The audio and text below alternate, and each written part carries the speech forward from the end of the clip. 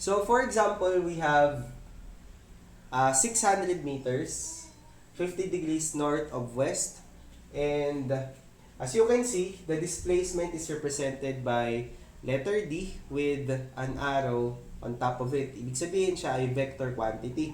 Although it's still, or it will be a part of the lesson sa next video, one distinct characteristic of vector quantities ay meron silang direction. So, merong magnitude and merong direction. And we have direction here.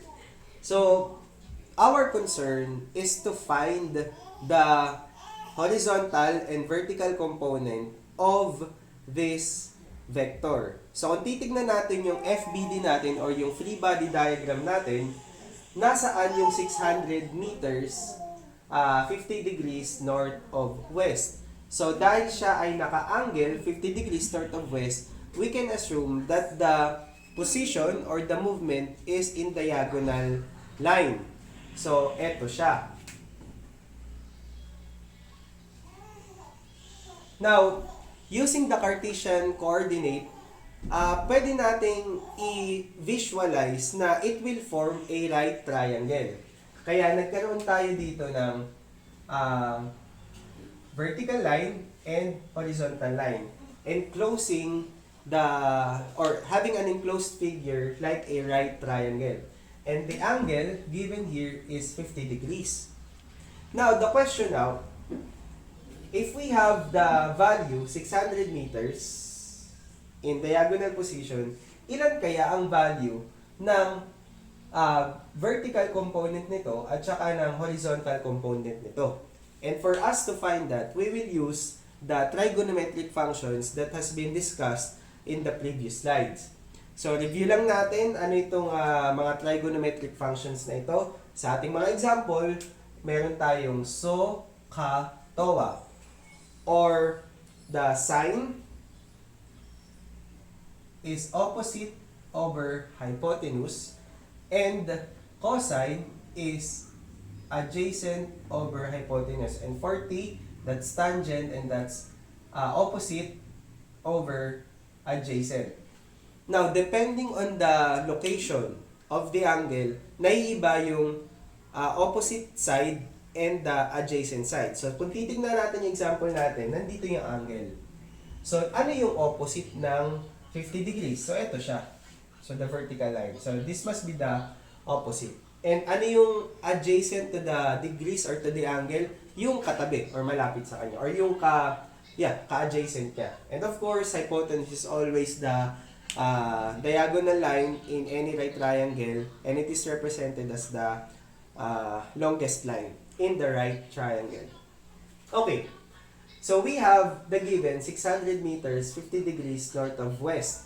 So meron tayong initial na hypotenuse value which is 600 meters. Ilan ang ating opposite, ilan ang measure ng opposite side, and ilan ang measure ng adjacent side. So let's first find the value of the opposite side or the y component or the vertical component. So to find that, we use the sine function.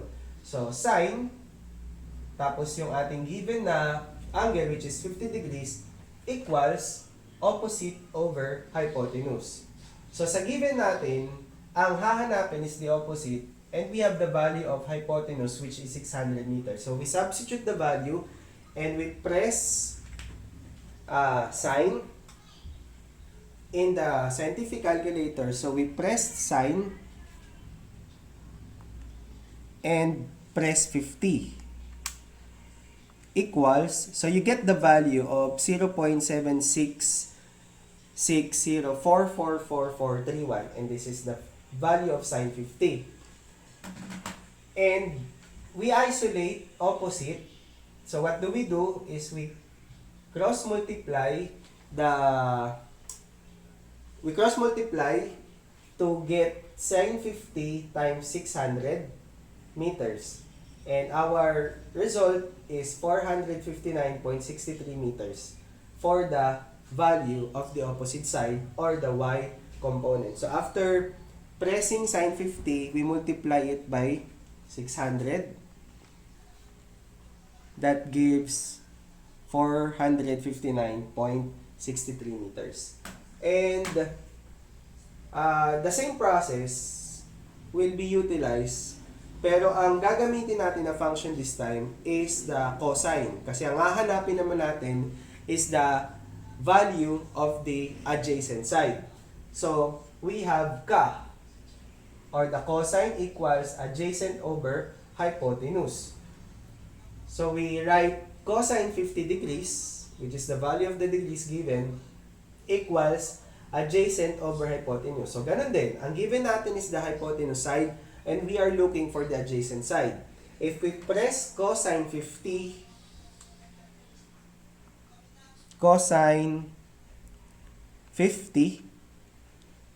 so ang makukuha nating value is this one, 0.6427876097. And then we cross multiply,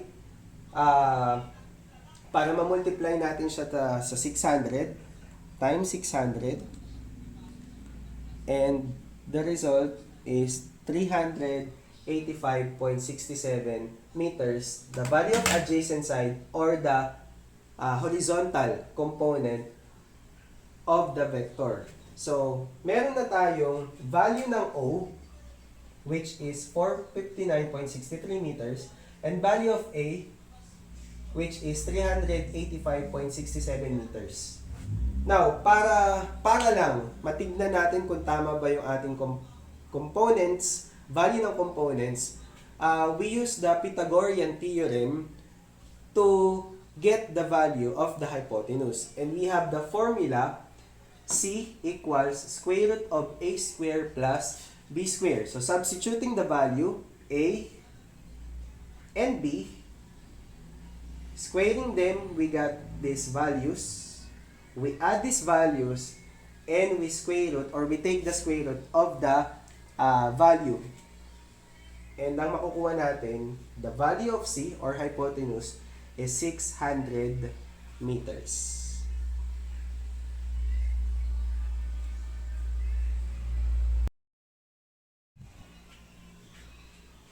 So let's have this second example. So our given is 400 meters, 75 degrees south of west. So if we are to illustrate itong ating given, ito yung magiging itsura niya. Technically, ito lang siya, yung horizontal line. But since makakabuo tayo ng right triangle, so we trace the vertical and the horizontal component. And we are to look for the value of the vertical and the horizontal component using the given here. So we start with finding the opposite side value, or the vertical component or the y component. So we substitute 400 because this is the value of the hypotenuse, and we find for the sine 75 degrees, and this is the value, 0.9659258.263. So it's always understood na pag wala siyang kasama sa ilalim, meron siyang 1. So pag krinos multiply natin siya, magiging magkasama ito at magkasama yung O at saka yung 1. So automatically, O na siya. So we multiply 0.9659258.263 times 400 meters, and we get 386.37 meters. So that's the value of the vertical component, or the opposite side, or the y component. On the other side, ilan naman ang value ng adjacent side natin? So para makuha natin yun, ang gagamitin natin na function is the cosine, and we have cosine times 75 degrees equals adjacent over 400 meters. So cross multiplication ulit tayo.